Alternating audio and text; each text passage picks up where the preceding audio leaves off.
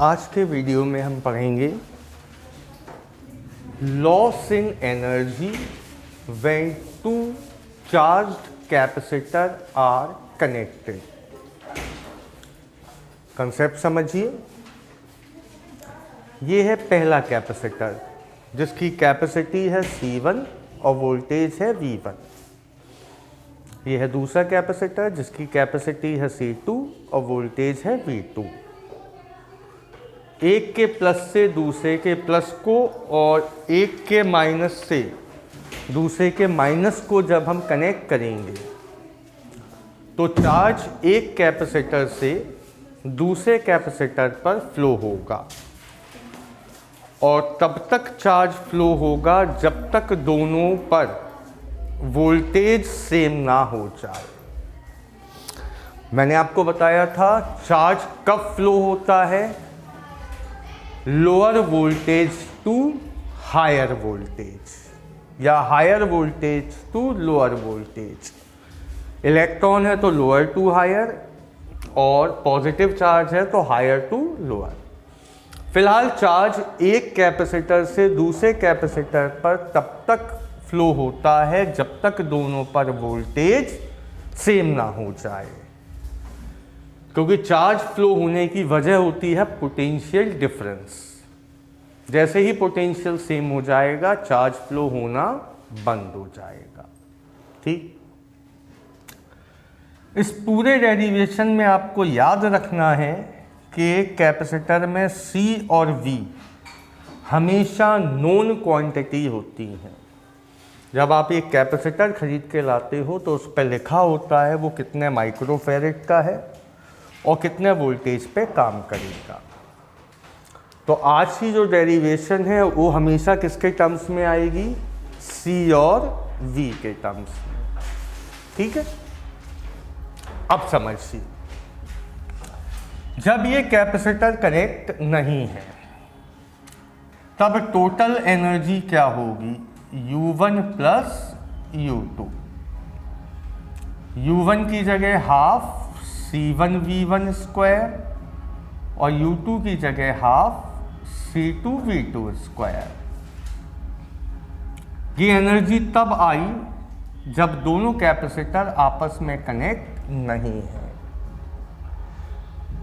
जब आप इन्हें कनेक्ट करोगे तो चार्ज कब तक एक से दूसरे कैपेसिटर पे जाएगा, जब तक दोनों पर वोल्टेज सेम ना हो जाए। मतलब यहां भी वोल्टेज V और यहां भी वोल्टेज V। इस कॉमन वोल्टेज का फॉर्मूला क्या होगा,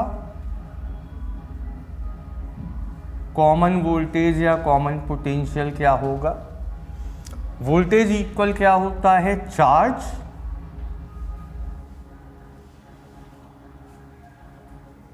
अपॉन टोटल कैपेसिटेंस।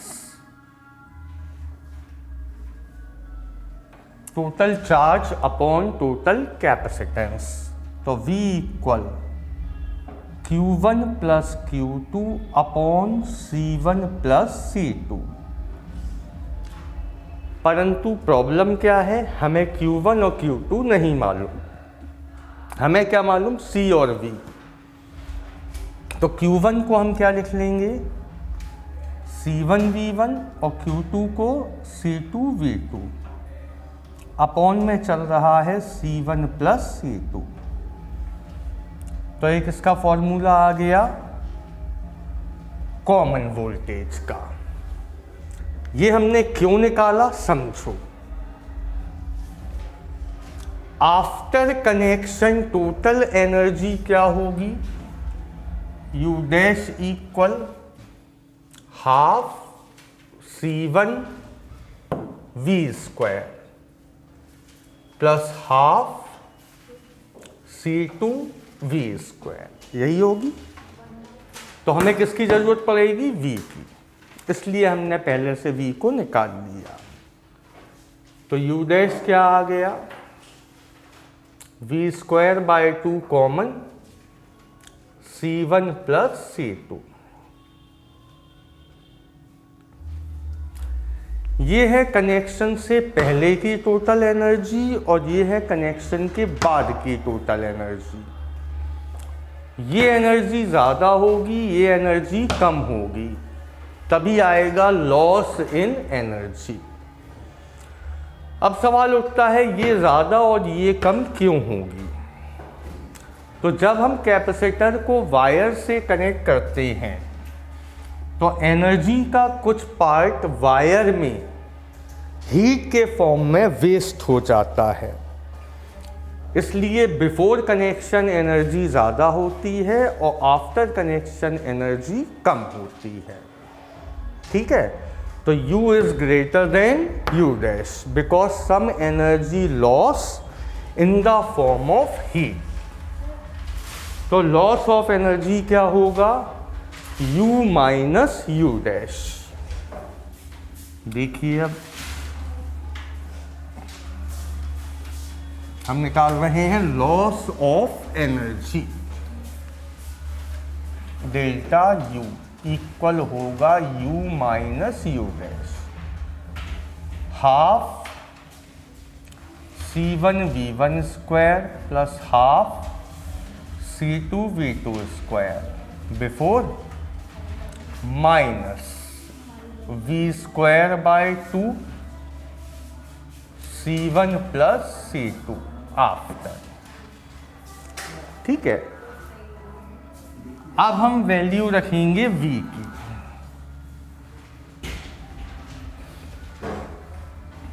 तो हाफ कॉमन मिल गया, C1V1 square plus C2V2 square minus यहाँ पे हाफ कॉमन मिला, सॉरी ये तो V स्क्वायर बाय 2 है, सॉरी हाफ लिख लिया और C1 प्लस C2 लिख लिया। V स्क्वायर की जगह क्या आएगा? C1V1 प्लस C2V2 का square upon C1 plus C2 का होल स्क्वायर। कॉमन कैंसिल क्या होगा? C1 plus C2। ठीक है, अब पूरे में एलसीएम क्या मिल रहा? एलसीएम मिला 2 C1 प्लस C2। 2 से 2 cancel, C1V1 square plus C2V2 square multiply by C1 plus C2 minus ये पूरा कैंसिल, इसका होल स्क्वायर खोला तो C1 square V1 square plus C2 square V2 square plus 2C1V1 C2V2। ठीक है, C1 का multiply in दोनों में क्या बनेगा? C1 square V1 square plus C1 C2 V2 square. C2 का मल्टीप्लाई इन दोनों में तो C1 C2 V1 square plus C2 square V2 square. ठीक है, ये ओपन हो गया पूरा। आगे माइनस से ब्रैकेट ओपन किया, C1 square V1 square minus C2 square V2 square minus 2C1 V1 C2 V2। अब देखते हैं क्या कैंसिल हो रहा। तो कैंसिल होने में फर्स्ट C1 V1 स्क्वायर और C2 V2 स्क्वायर से C2 V2 स्क्वायर, नीचे चल रहा 2C1 प्लस C2। जो बचा उसमें कॉमन क्या मिला? C1 C2 C1 C2 C1 C2 common मिल गया, तो डेल्टा U क्या आया? C1 C2 कॉमन अपॉन में 2C1 प्लस C2 यहाँ बचा V2 square plus V1 square minus 2V1 V2। तो ये क्या बन जाएगा, V1 माइनस V2 का होल स्क्वायर।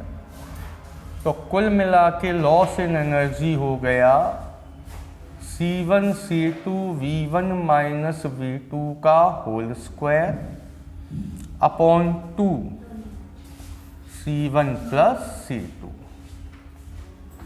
ये फॉर्मूला तब लगेगा जब दो कैपेसिटर्स को हम आपस में कनेक्ट करके चार्ज को डिस्ट्रीब्यूट कराएंगे। चार्ज कब तक डिस्ट्रीब्यूट होगा, जब तक दोनों कैपेसिटर्स पर वोल्टेज सेम ना हो जाए। ठीक है, नोट कर लीजिए इसे।